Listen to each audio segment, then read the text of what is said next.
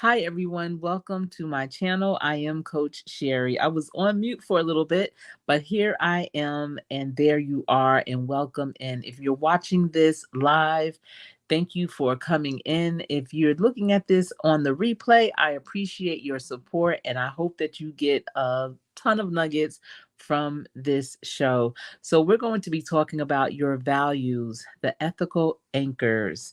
And values are so important. And I don't think that enough people really go back and review and revise their values for where they are right now. We all think we have a set of values, and we do, but they also can change as we change and evolve. As we experience new things, your values should really also evolve. And so I look at values as being your ethical anchor because values act as an ethical anchor. They provide a moral compass to navigate choices and actions. And again, if you're not reviewing and revising them, they may not support the choices that you are going to be making or the actions that you need to take. Values represent the fundamental principles and ideals that shape our core identity and serve as an unwavering compass guiding our life's journey. They are the intrinsic beliefs and convictions that resonate deeply within us, transcending fleeting trends or external influences. So there's nothing that happens that really should impact your values more than how you are perceiving them internally. And each individual possesses a unique constellation of values that form the bedrock of their authentic self, whether it's the profound bond with family, the unwavering dedication to one's profession, the pursuit of a burning passion, or the embodiment of cherished virtues. These values define our essence. They define our true essence, and they act as a moral anchor, steadying us amidst the turbulences of life's challenges and providing a constant reference point for our decisions and actions. So that's another reason why we have to review and revise our values because they are going to be our reference points for how we show up, the things that we do when we show up, how we respond to different things that occur in life. Our values are the lenses through which we perceive the world, the filters that determine our priorities, and the driving force behind our aspirations. Now, in a world of constant change and competing demands, our values remain steadfast, reminding us of what truly matters and anchoring us to our innermost truths. They are the threads that weave together the tapestry of our lives, influencing each choice and experience with profound meaning and purpose. And as I continue on, I really hope that you have your pen and paper ready so that you can capture some of these notes because we're definitely going to get into some things that are going to help you discover your personal values. So, determining your ethical anchors or core values is a process of deep self reflection. And here are some steps to help us all discover your personal values. So now I'm going to give you some steps and I hope that you find them useful. Values really are the compass, they are our anchor. They are directing us in how we are perceived. They are directing our steps as we move towards our next levels in life. And they help us move through change without losing our true self. But if you're not in tune with your values and how they are to support you right now, things can be very challenging. And that's why it's really important to determine what your ethical anchors or core values are. So let's begin. Okay, the first one is you must identify what's important. Make a list of the people, experiences, principles, or qualities that you admire or find meaningful? Consider the times when you felt truly fulfilled or proud of your actions. Ask yourself, what values were you honoring in those moments? So, again, you want to consider the times when you felt truly fulfilled or proud of your actions. Do you remember those times? If so, what were they? And these are some things you should keep a track record of. So, when you get into those moments of self doubt, of those moments when you may have that inside voice telling you what you shouldn't be trying to do or what you can't do, or if you hear your circle telling you, oh, I wouldn't do that if I was you. I want you to consider those times when you really felt like really fulfilled and truly proud of your actions. You stepped out of the box, you achieved a goal, you accomplished a huge project, you secured that spot. When was it? When were those times in your life? And what values were you honoring in those moments? So, what were some of your values? What did you value? Did you do what you did with integrity? Were you doing something and you had to be trusted? What were some of those values that were around those actions during that time? The second one is examine your experiences. So, you also want to reflect on significant life events, both positive and negative, and what values were reinforced or challenged during those times. Which values help you through difficult periods or guided you towards growth? Those are also very important to understand, to capture, and to write down. You may think, oh, I know what I value. I value a lot of things. I value nice things. That's not enough. You need to understand what your values are that can be the foundation of who you are.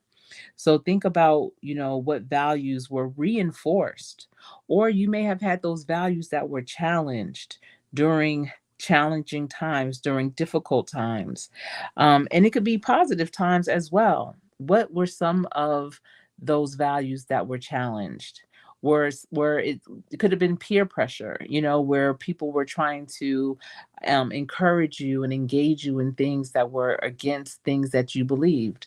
It could be, you had to not be your true self because you just weren't comfortable in that situation and you were kind of like faking the funk, as they used to say, faking it until you made it. And you really did not feel comfortable doing that.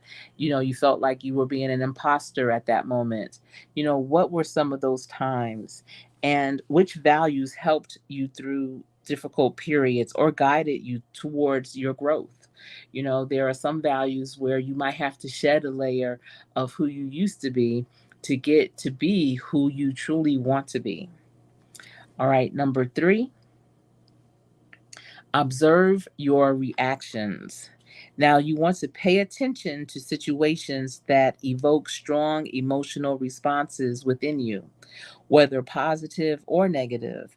These reactions can reveal the values that are being honored or violated. Sometimes we might have those feelings, those strong emotional responses, within ourselves. It can be thoughts that are not serving you or the other person or the situation.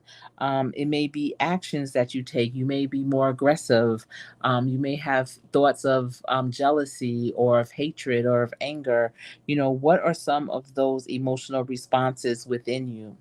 And also consider the ones that are good or bad, because they can reveal the values that are being honored or violated. It could be, values of love, of encouragement, values of, again, I love that integrity. What are some of those strong emotional responses? You can have the value of being happy, excited. What are some of those that you feel when you are in certain situations? What are your reactions? I see heirloom vintage and collectibles. Hello, how are you? Thank you. I'm doing a challenge actually, Jacqueline. Going live every day for 90 days, and I am on day 38. But I appreciate you for stopping by and catching this live. Thank you. All right. So, again, observe your reactions. Pay attention to situations that evoke strong emotional responses within you. The next is prioritize and define. You want to prioritize and define from your list of potential values, prioritize the ones that resonate most deeply with you. Then clearly define what each value means to you personally. This will help you understand and live by these values more authentically.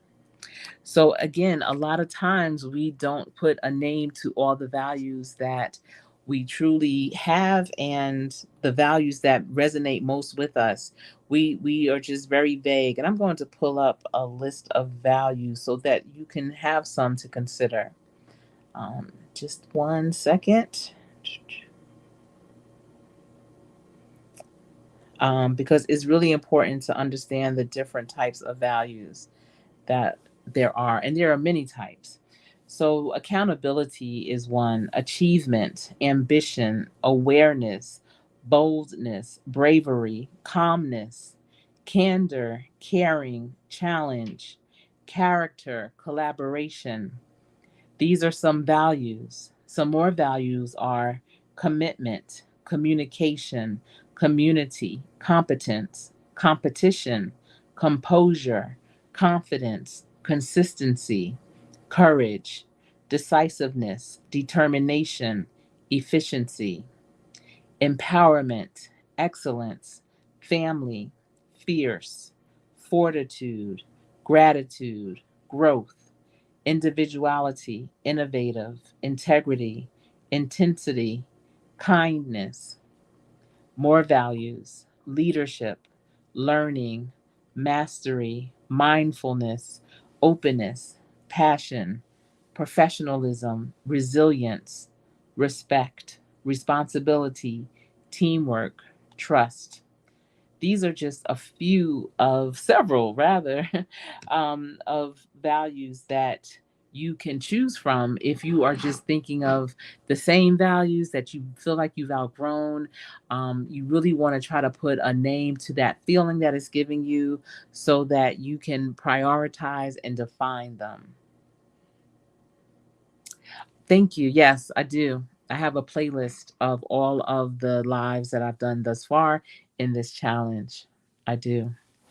Yes, and I do, everyone, if you are looking at this on the replay, and I thank you all, the 500 of you that have come into the building, either live or for the replay. I appreciate your support, but I do have a playlist with my 90-day challenge, 90 days of going live challenge. Okay, so again, we want to prioritize and define for our values. The next is seek alignment. So, seeking alignment means to evaluate your current lifestyle, relationships, and choices. Are they aligned with your identified values? If not, consider what changes you can make to better embody these values in your daily life. And that's why it is so important to understand the all the different types of values so you can start capturing them by writing them down somewhere. Either, I know I always say grab your pen and paper to take some notes, but some people are like, I haven't written anything down in months or years even. A lot of people capture things on their iPad, their phones, or what have you. And that's fine. Wherever you need to capture it and capture your values, writing them down. And so that you can see, are you really being aligned? Are they aligned with your current lifestyle, your relationship, and the choices that you're making? Sometimes they're not. And when you find out that they're not, then that's another chance for you to readjust and make the necessary changes so that they are aligned. All right, let's look at number 6. You want to review and refine. So again, this goes back to even 5 with regarding seeking alignment. So you want to periodically revisit and reassess your values as they may evolve over time or with significant life changes.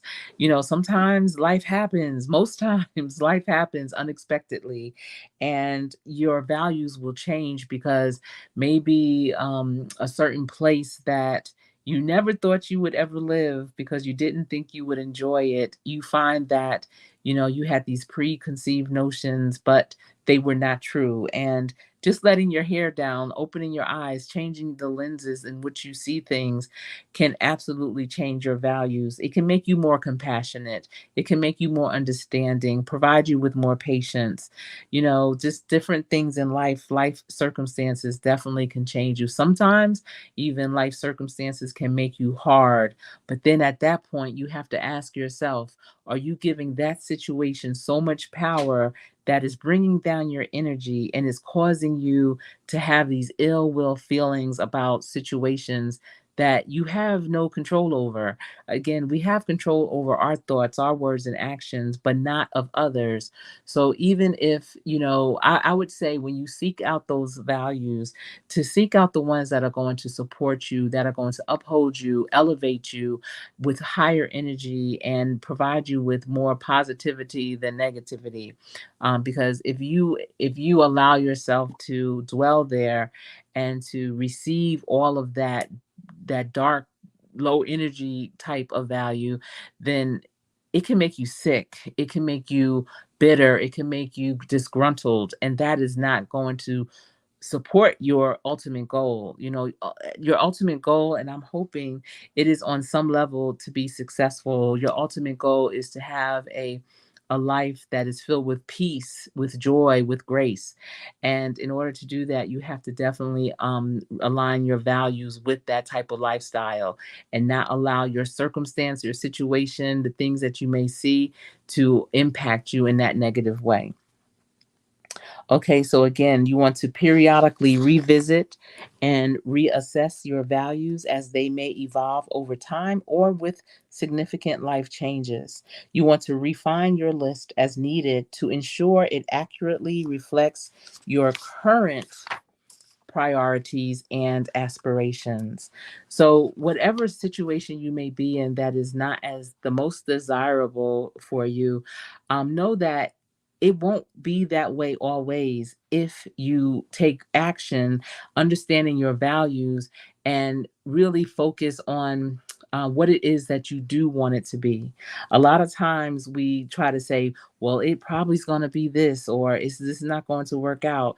And they say 98% of what you worry about never happens. So try and focus on that 2%. Be part of that 2%er group where, you are absolutely stating as if it is in an affirmative way what it is that you want the outcome to be. Let's see in the comments, conscious business services and opportunities. Thank you. Thank you for being here. Love and abundant blessings. Thank you. I appreciate that. Yes, and welcome again to the ones that are catching this live as well as on the replay.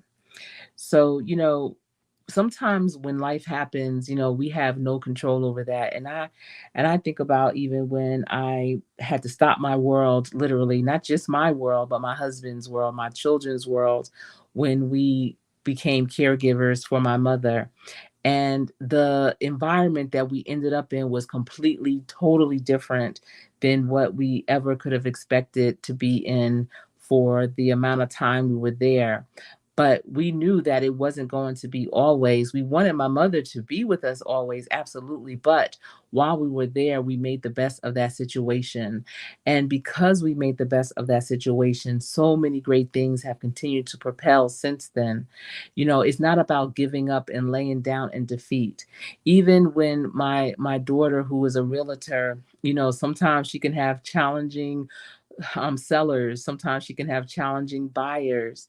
And I'll let her rant a little bit about the situation because it is happening, just like she's saying it.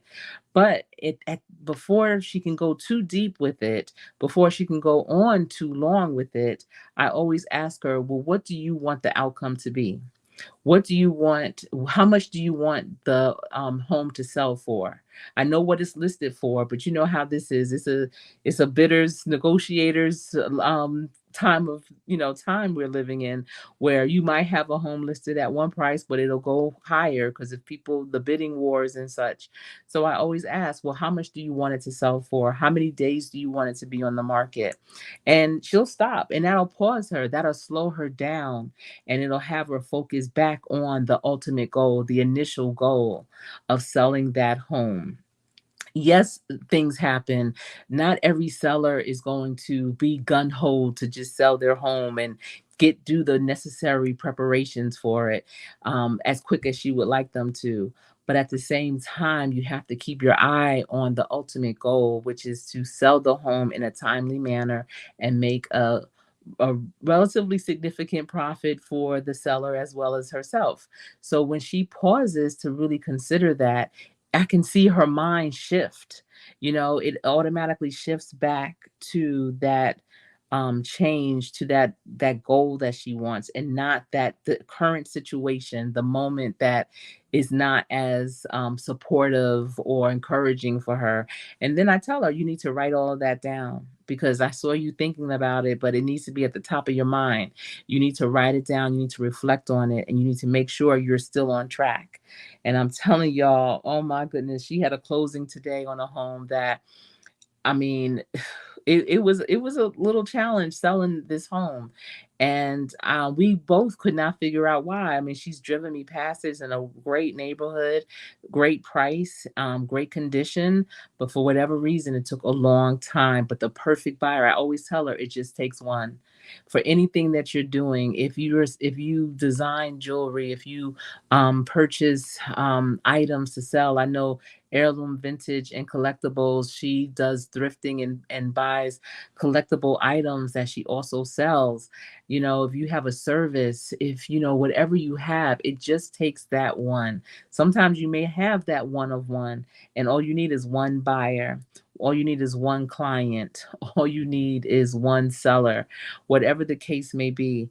But, even if a ton of people don't come through to see whatever you have, to put a bid in for whatever you have, all you need is that one. And so they got that buyer that absolutely fell in love with the home, stuck with it through all of the repairs that needed to be done before closing. And, it's just about understanding the values. They understood the value of that home.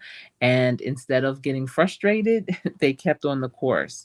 So when you find that, even though your values may not be aligning up the way you want them to, or the situation's not aligning the way you want it to, still focus on what you want that ultimate goal to be, because that is really what's going to get you through.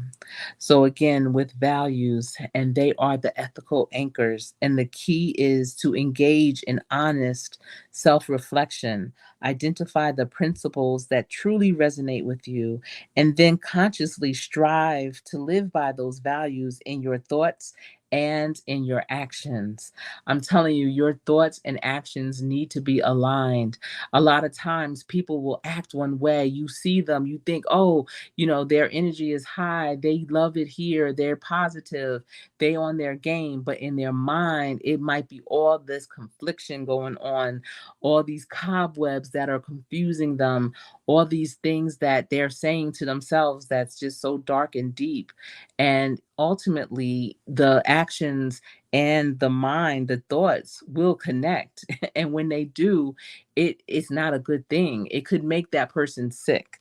I was listening to a podcast, and they were saying how very stressful situations, and a lot of stress comes from your actions and your thoughts not aligning correctly. And a lot of times when that happens, a person can become very ill, and for no reason. It's like, why aren't you getting better? Or why are you always, not, something's always wrong? And it could be stress, and but the stress can be the inner turmoil and the outer being not matching up. And so that's why, really, to engage honest self-reflection, identify those principles that truly resonate with you, and then consciously That means you are thinking about it. You're making that conscious effort. You are saying you're going to do the opposite. You are developing new habits, and you want to consciously strive to live by those values and in your thoughts and actions. So if your thoughts are great but your actions are not, and that happens too, where you have great intentions and you're saying you want all these things, you really believe that it is for you, but you're not making any actions towards it. You're just sitting there thinking it's going to fall from the sky. And faith without works is nothing, is dead. So you have to take action. Just like if you're taking action but your thoughts are not aligned, then after a while you're going to have that burnout. After a while those stressors are going to rear their ugly heads and really cause more harm than good. So values are so important in our everyday, and I think a lot of people take them for granted. They don't consider them enough. They just think that it is what it is, and um, you know this is easy. I don't really have to know what they are. I'm just going to try and live right. But if you have values and utilize it as your compass, it really will make things flow so much better, for sure. Definitely. So again, I'm going to read some more values. Let me see. These are some different ones that I'm finding.